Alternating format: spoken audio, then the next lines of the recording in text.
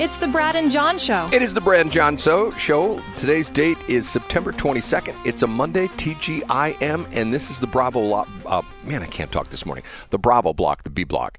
And as John says, when I go into the B block, he sings. What do you sing, John?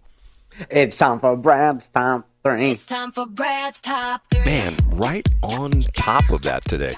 Yes, it is Brad's Top 3. Ladies, one more time. It's time for Brad's Top 3. Thank you so much. And we started off with...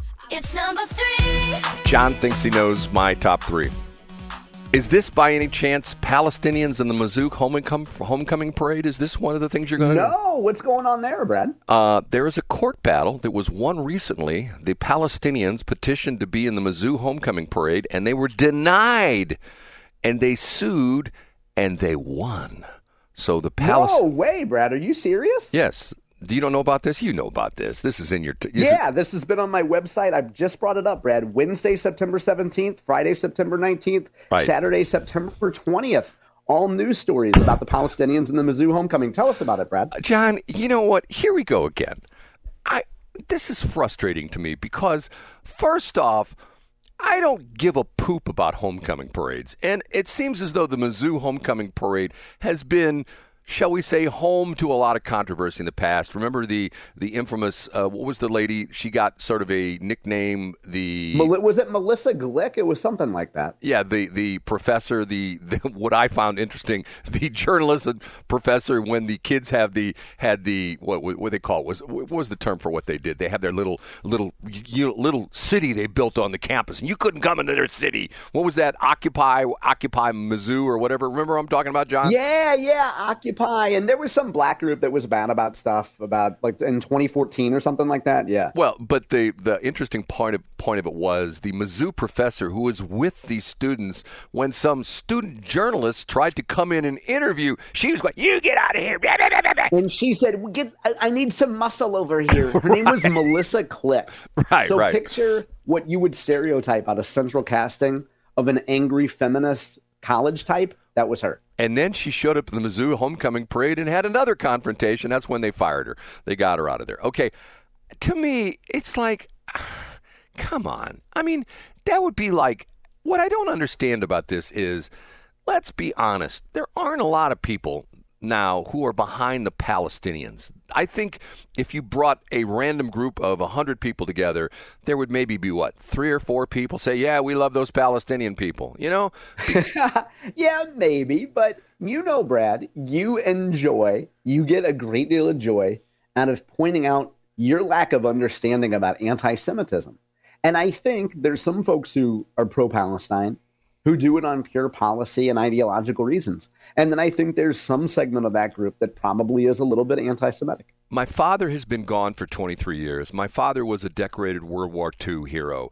My father fought the Nazis in Europe, fought the Nazis, and he fought the Nazis because of the fact that a lot of different things. First off, they were trying to take over Europe, but most importantly, they were killing off the Jews. And I don't understand how some people have forgotten this lesson, that there are religions that have been persecuted through the centuries, through the decades, and in past last century, and why we don't see this happening again. I don't get it. I don't understand it. And not only that, it comes down to my newfound belief of I'm not a Republican, I'm not a Democrat, I'm not a conservative, I'm not a liberal, I'm an American. And you know what? An American can encompass Jewish Americans, Catholic Americans, Lutheran Americans, Palestinian Americans, Arab Americans. I don't care. We're all the same thing. We're all Americans. Get what I'm saying, John? I do. And is there a way that you could tie this back to story number 3 there, Brad? What does that have to do with the parade? Well, first off... So do you have an opinion on it? Or do you just say I'm an American? Like, should students for justice in Palestine be allowed in the homecoming parade or not? Yes or no? I don't think that a homecoming parade should be the basis for political people in the homecoming parade. I don't think there should be Democrats in the homecoming parade. I don't think there should be Republicans in the homecoming parade, Palestinians in the homecoming parade, Jewish people in the homecoming parade. I think what needs to be in the homecoming parade is students celebrating the homecoming of Mizzou. That's what I think. A couple bands. I'm not sure. Excuse me. I'm not sure which piece you read read, Brad, but isn't that the quote from former Post-Dispatch honcho Christopher Ave? As a spokesman for Mizzou, or the University of Missouri system, doesn't he say, we're taking a little different approach this year and we're not allowing political groups? But see, I agree with that, and that's why I brought it up. I agree with that 100%. This should be apolitical. This is Mizzou Homecoming. It's celebrating the alumni who've graduated, coming back to their alma mater and saying, yeah, boy, what is it fun getting drunk down at Harpo's and blah, blah, blah. You know what I'm saying? I agree with you, Brad. I get it. Now, you know as well as I do. First of all, I thought the Ave quote when he said, look, we're taking a new approach.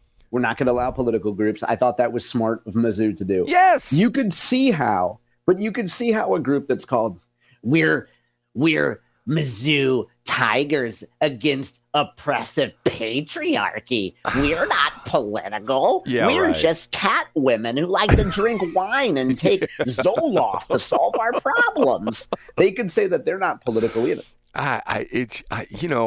I'm so tired of this. I'm so tired of it. Is that because you're a Chinese communist or because you're an American, Brad? I'm an American, John. Okay, I'm I an wasn't sure what you American. were. And you know what? I have to tell you, once that I've risen above the fray, and I'm going like, you know what? You guys can fight it out beneath me. I'm just way up here. I just look down at you people. Oh, look at you poor people. It's definitely a great decision, Brad, to put yourself above political debate and not participate in it, and then let the crazy people actually influence the policy.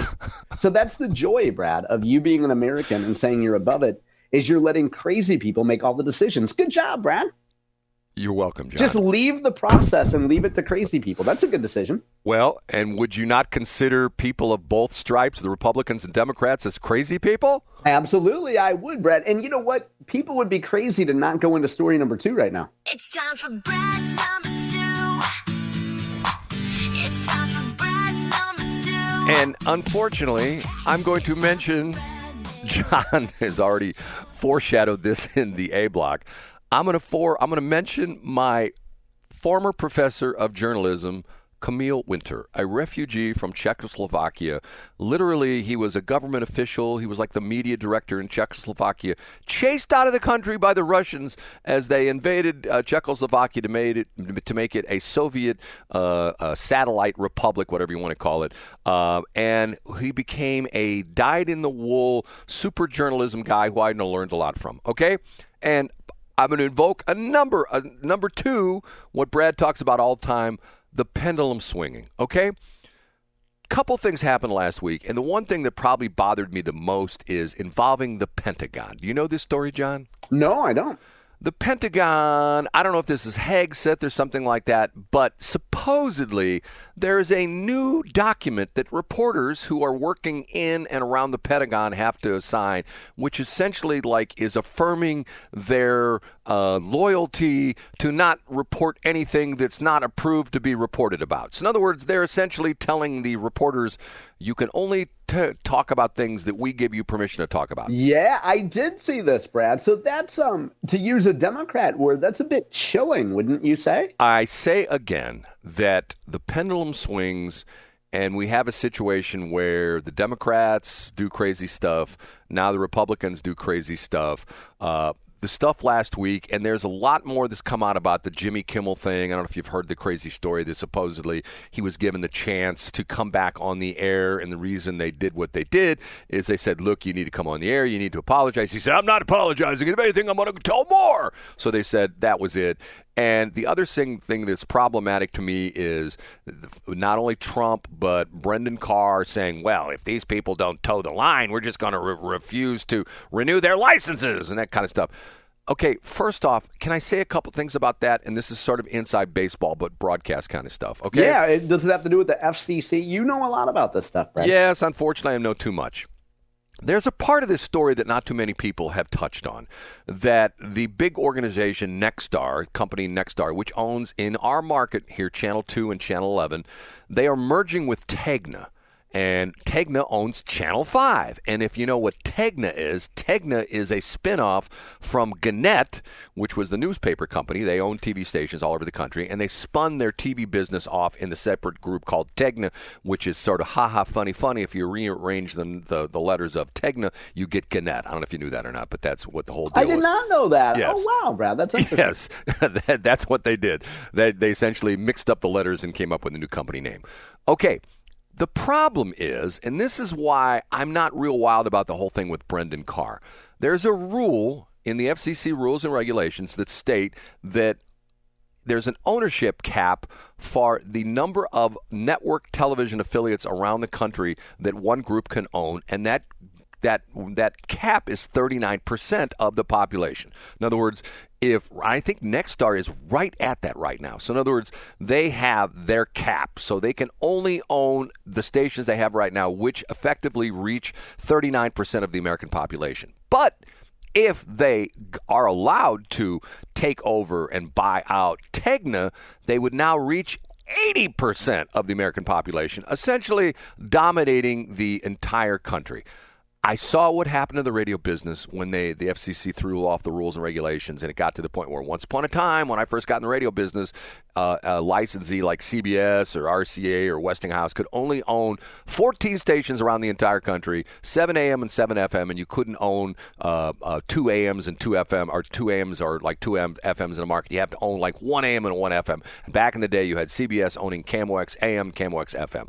I think this is terrible. This is horrible, because what this does is it's going to turn the TV business into what's happened in the radio business, where you got these big monster companies that control everything. And already you've seen the impact of what Sinclair has done. Remember that deal where they came out with that thing and their people put the little news snippets together, where Sinclair gave a script to all of their TV stations to read, and it was some, Sinclair is a very conservative organization. They gave the script to all the anchors all over the country, and they had to read this one story that was prepared by Sinclair. I find that abhorrent.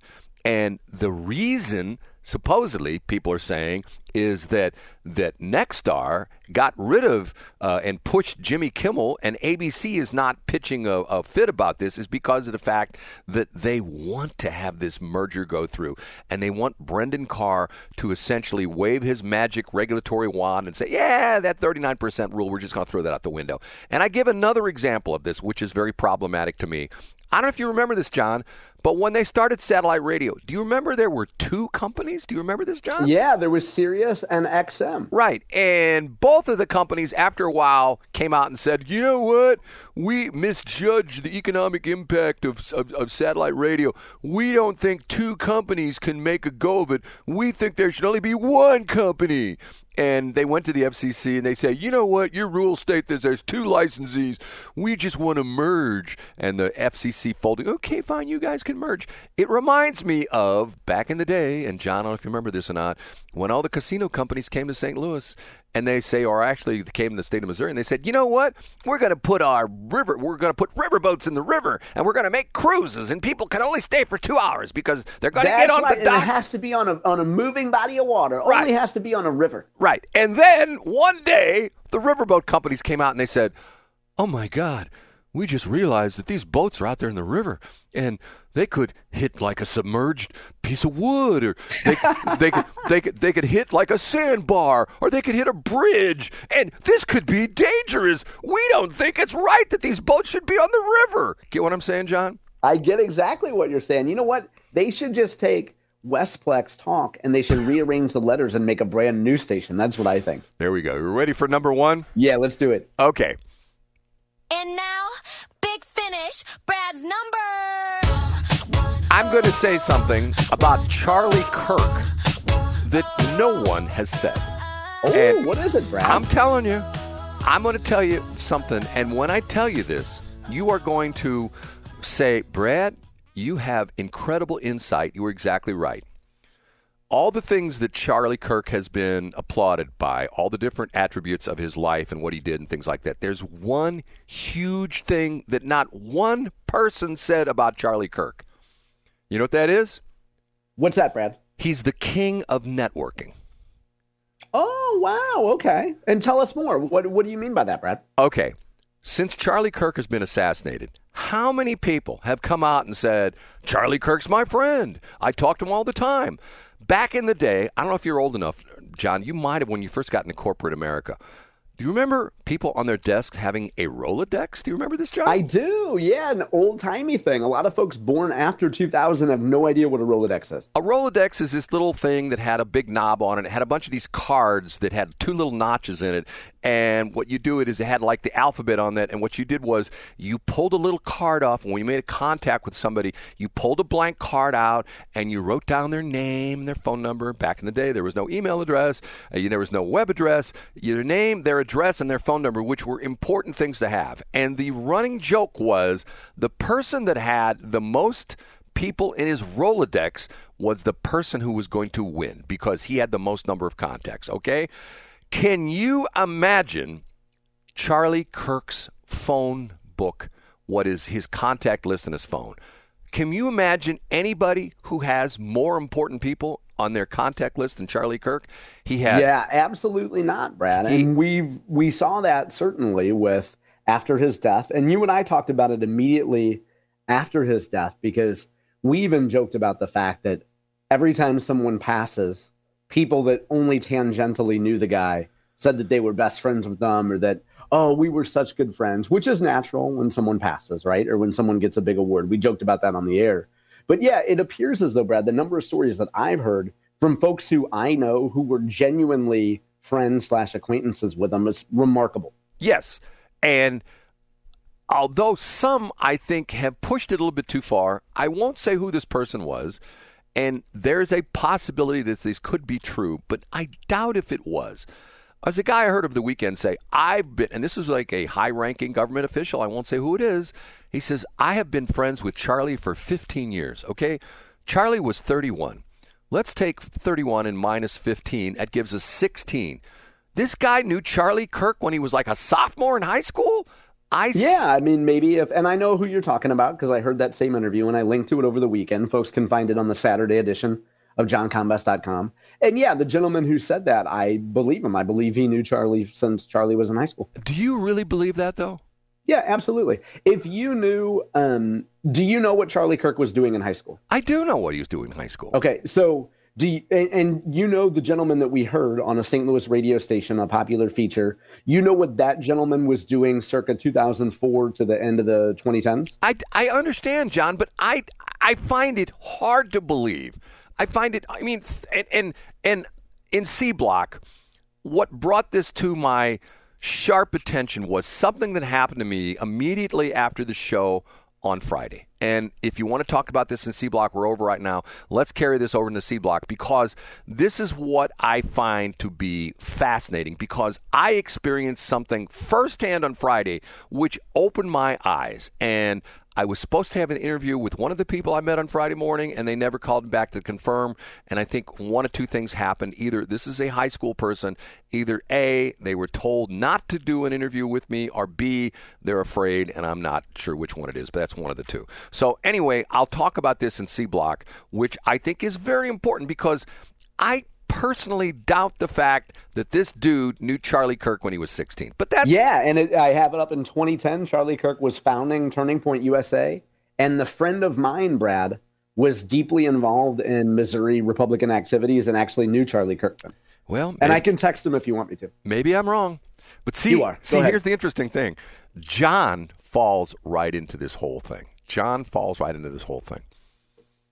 He's part of what I'm talking about. Okay? Oh, thank you, Brad. I take the compliment. Okay, we have to take a break.